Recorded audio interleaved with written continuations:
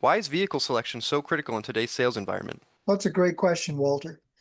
Vehicle selection is where you take all of the information that you gather during the needs assessment, what we used to call the qualification, and you actually apply it in the real world. The goal here is not just to pull keys for the first car you see or the car that's on special or the car that has the most bonuses on it. It's about finding the correct car based on what the customer told you and what you've been able to find out. So if they indicated that safety and performance, for instance, were their top priorities, you're not going to show them a stripped base model with the smallest engine and the fewest technical safety features. So this is the step where you prove that you listen to them and that you have the knowledge in your inventory and the options and features on your vehicles to be able to apply what they told you. Hmm. So it's about listening and then being intentional with the recommendation. Walter, you have to be able to listen to what the customer said as with it said. But vehicle selection, it's about confidence and speed. You don't want to walk the customer by eight different vehicles or like you said, pull out eight different sets of keys. You got to narrow it down. And so by listening and proving that you listen to them, it's like, listen, based on what you've told me and what we've discussed, I think I have the perfect vehicle for you. Let me show you what I've pulled up. It builds momentum, it builds trust in that conversation. The other thing too is they may have already gone online and looked at a particular vehicle in your inventory, and they say, "I want to go see that one." So if you've communicated them ahead of time, the smart salesperson, the one that's ready to do business, they've already got that unit pulled up, and so but you still want to say, "Hey, look, based on what you told me, this is the vehicle and this is the one I got. Are you sure this is what you're looking for?" Let's just get any other questions that may have arrived since we've last discussed this, and then go right into it and then roll with it. Yep. And it's important always to narrow down the choices. Like you said, you don't want to walk them past 8, 10, 12 different cars. Uh, if they haven't chosen a specific one from inventory off of your website, or you haven't narrowed down to one, use the information that you've got to select one in your mind or on the computer screen in front of you at your desk, and then go get it and bring it to them. That Yeah, way you don't have them wandering around through the inventory and you're losing control. and that's a great point with it because narrowing it down makes their decision a lot easier. And if you've discussed this with the customer before they walked in, you at least have an opportunity to do this. A fresh customer walking in, it might be a little difficult, but that's where the specific questions that you're asking when you're sitting down. A lot of folks make the mistake is, okay, let's go out and walk the lot. The first thing a good salesperson does is they sit them down. Let's talk about your wants, your needs, and your desires, especially here in New Orleans when it's 100 degrees out on the asphalt.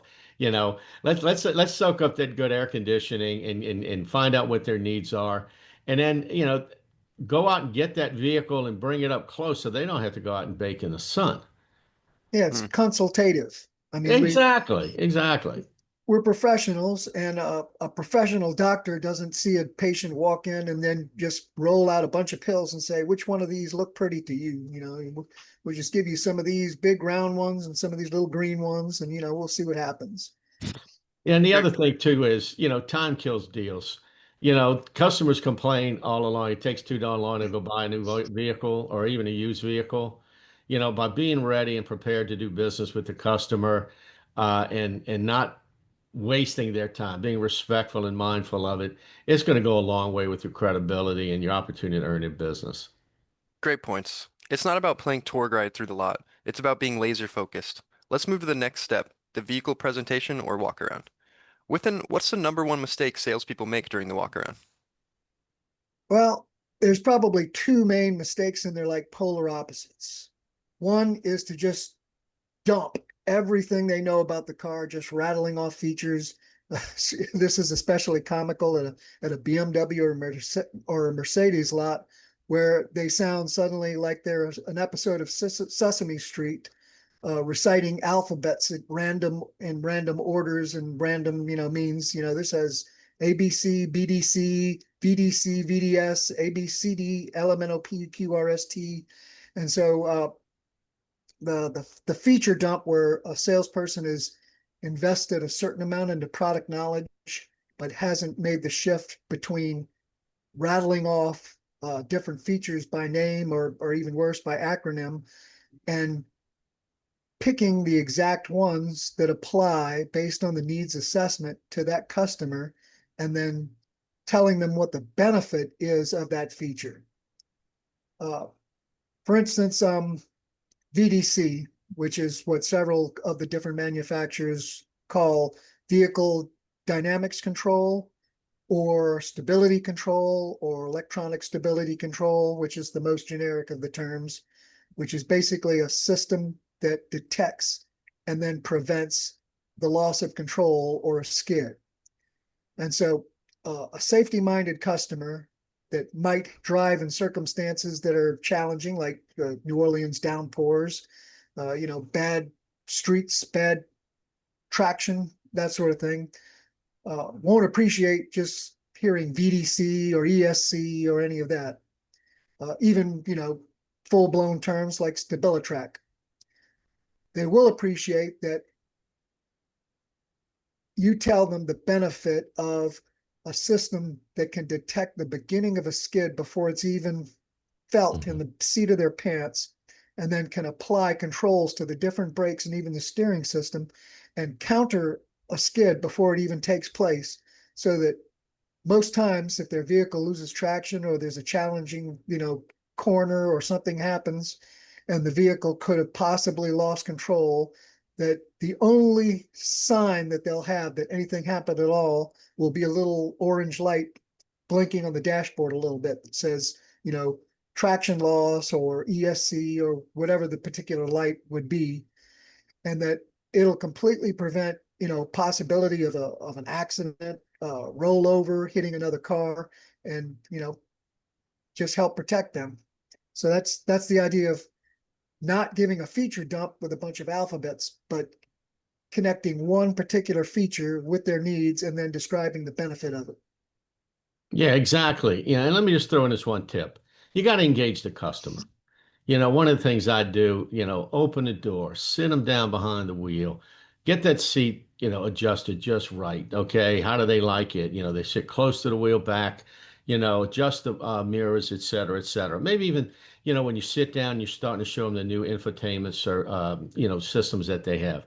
Pair their phone with them, show them how the Apple CarPlay or the Android system will work with it. There's so many different systems. And think about this. Somebody hadn't bought a car in 10 years, how the technology just behind the wheel has changed. So engaging them and having them understand, like you're talking about, within the features, the benefits, and now these advantages that are in this vehicle that they're looking at that maybe, in their research they weren't aware of. And again, especially, like I said, somebody who's trading a car or driving a vehicle that might be 8 or 10 years old. So you turn in a presentation into an experience. And when it's an experience, what are they doing? They're taking mental ownership.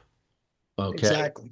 And one of the things I used to throw out years ago, and y'all know I used to sell custom vans and trucks, and I'd have the driver, husband or wife, whoever, behind the wheel, and it's like, where are you going to take this first van?